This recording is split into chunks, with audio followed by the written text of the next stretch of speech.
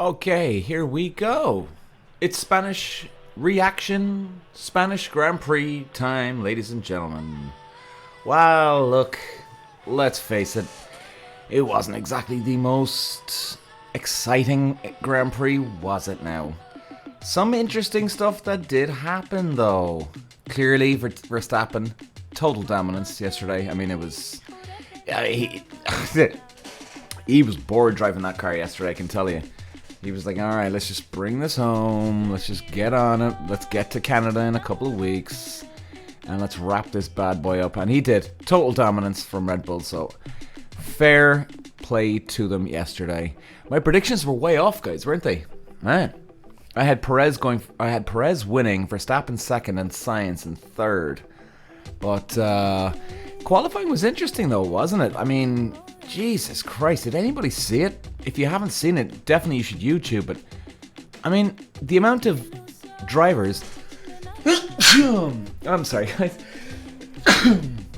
Excuse me. The amount of drivers that are at the back of the grid, they were up in like the top 5, top 10 in that qualifying. It was weird what the hell was going on.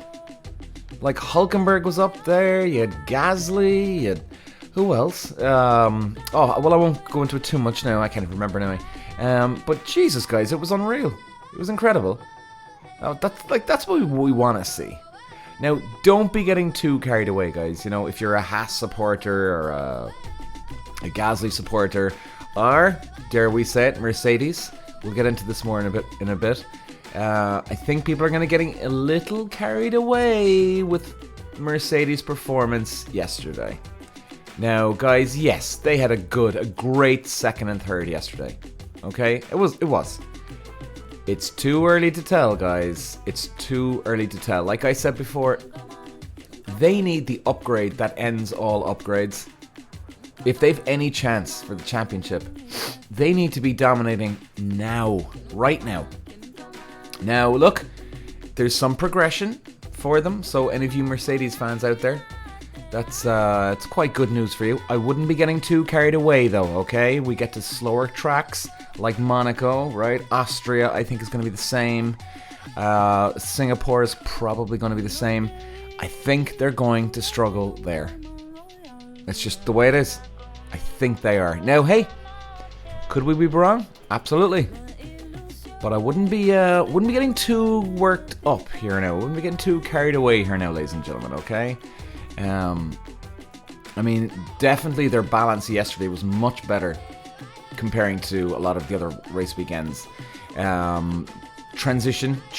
Direction change was very, very positive out of the Mercedes. In fact, I think, actually, to be honest, I'll even say it's a little bit better than the Red Bull, the direction change feature of the car. All right. So I think, guys, yeah, going forward... Yeah, let's just take a breath. There was a good result for them yesterday. Let's see what happens. Okay, so it was definitely an interesting one for Mercedes, like we said. Now, Verstappen takes the lead, right? And then Hamilton, followed by Russell. Sergio Perez in fourth. He had a good comeback, in fairness to him. Carlos Sainz in fifth. What the hell happened, Carlos Sainz? Jesus. Their gamble didn't pay off. It didn't pay off. You could see they had the soft tires on. I think they were trying to get the jump on Verstappen going into the first corner, which, hey, understandably so. So I was thinking they would have gone with the hard tire to try and just actually stay out ahead. Now, of course, when you've got the hard tire on versus the soft, taking off from the start and finish straight at the start, you're going to have more grip with the softer tire. Now, it was still... I would have actually gambled, because at the end of the day, even if Carlos got the jump on Verstappen going to turn 1, he'd still have Verstappen breathing down his neck in turn 3, down that back straight. Even going into turn 1 at the end of lap 1, right? All Verstappen would have to done is just stick on his ass, get a slipstream down the main straight, problem solved. So that's what I would have been focusing on yesterday if I was Carlos. And Ferrari, I would have been, right, let's try and get him at the start. But most importantly, what you really want to do is get him in the pit stops at Spain. But look, hey, it didn't work out for them, you know. And look, they tried. So Perez, he's having a whirlwind of a couple of weeks, isn't he? Jesus Christ, what's up with this guy? I mean, obviously it's Red Bull slowing him down, guys. I can tell you that now for a fact. And like I've said before, I'm no Sergio Perez fan, right? So I'm not batting for him. But this is the way it is. They are slowing him down. You can bet your life on it. And I don't know why. Just sew up the Constructors' Championship, get your points, get your money in for next year, and then after you've got it sewn up, then slow Perez down. But don't be effing around, guys, right now. You know, you got a championship to win. Anyway, I don't know. Sorry, guys. Excuse me, guys. Oh my God. Okay, so, guys, let's move this on a bit. Like, I have to admit, even before I was recording this podcast, I was like, oh my God, I don't have much to talk about with the race. It was actually one of the most boringest races that we've seen in a long time, wasn't it? In fairness.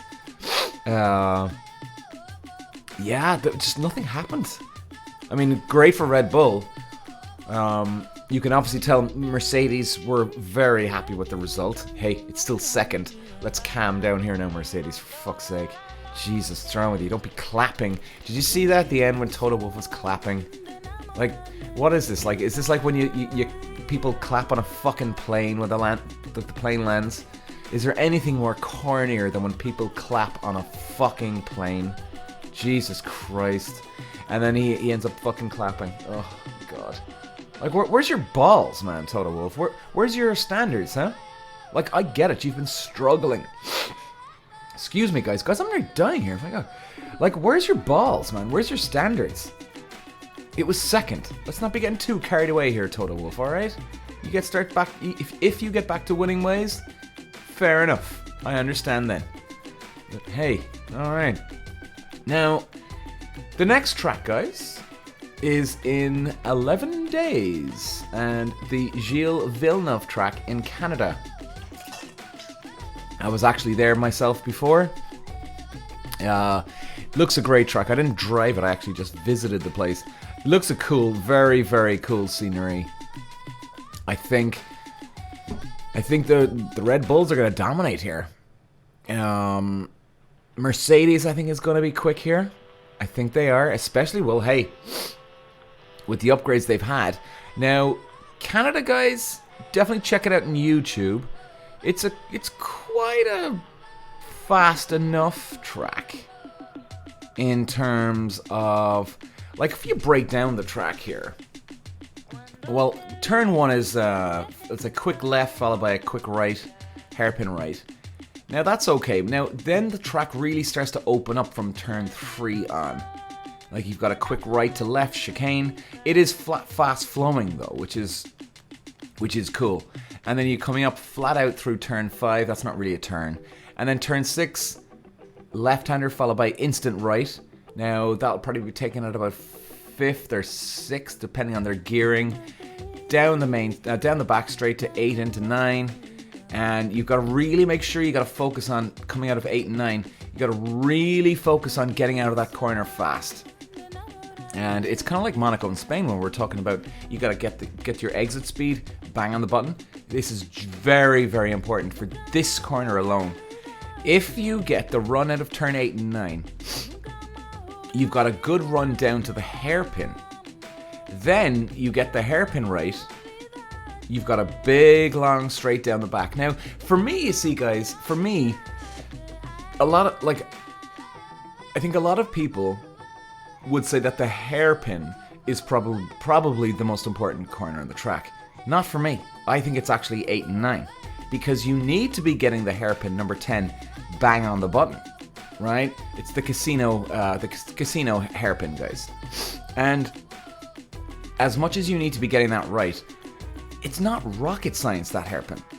It's literally from 8th down to 2nd, maybe 3rd, probably 2nd gear. And you just turn in. But, I mean, it's important to get out of that corner fast. Very important to get out because you've got that big long straight, and then when you come down to the last bend, you've got turns 13 and 14, and then you got the wall. I think don't they call the wall of death, or the champions wall? A lot of guys have ended up in that wall on the main straight. So it is important to get out of that chicane quick, but really the corner starts from 8 and 9. So you get at number 8 and 9 hooked up perfectly. You got 10, bang, tick the box, down the long straight down the back, into 13, 14, carrying the speed onto the straight again. And number 13 and 14 are good, it's a good combination of a quick right and left. You know, especially you got the champions wall there.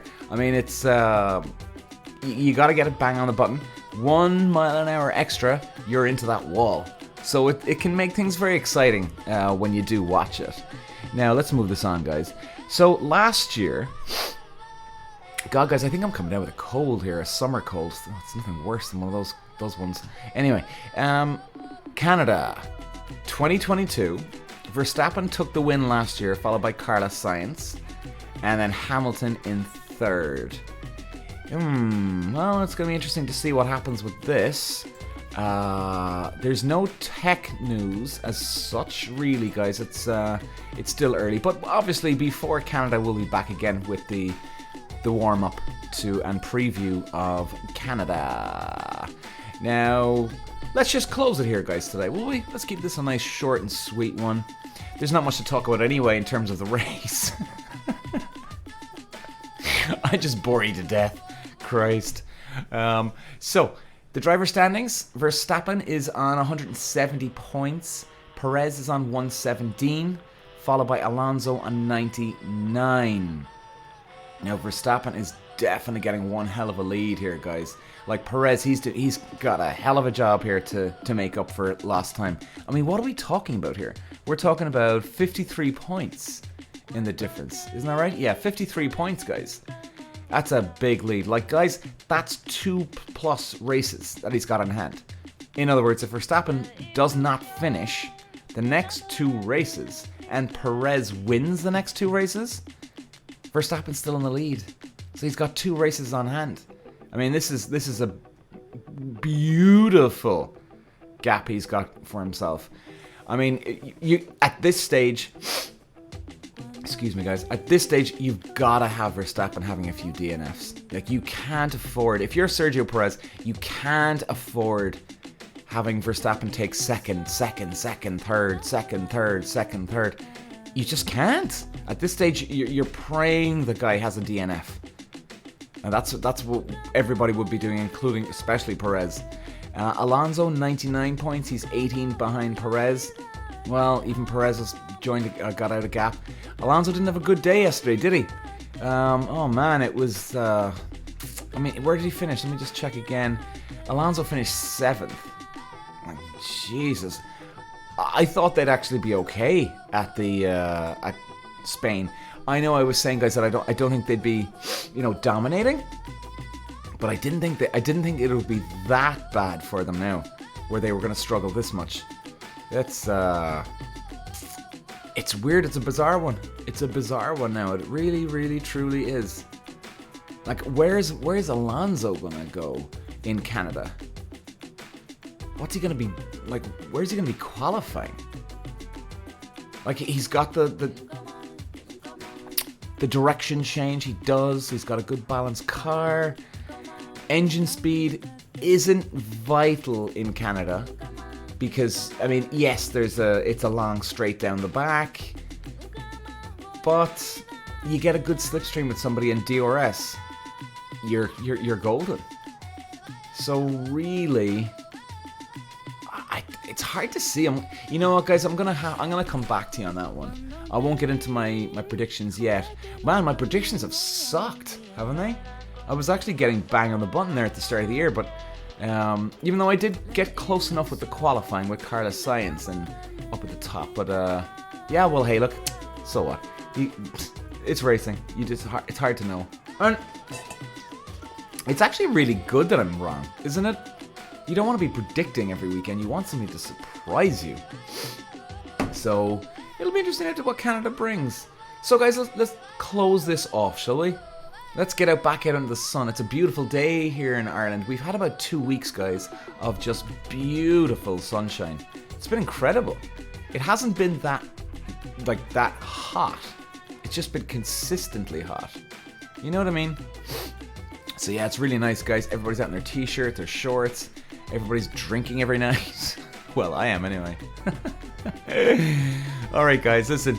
Love you all for listening. And I will see you again. Bye-bye.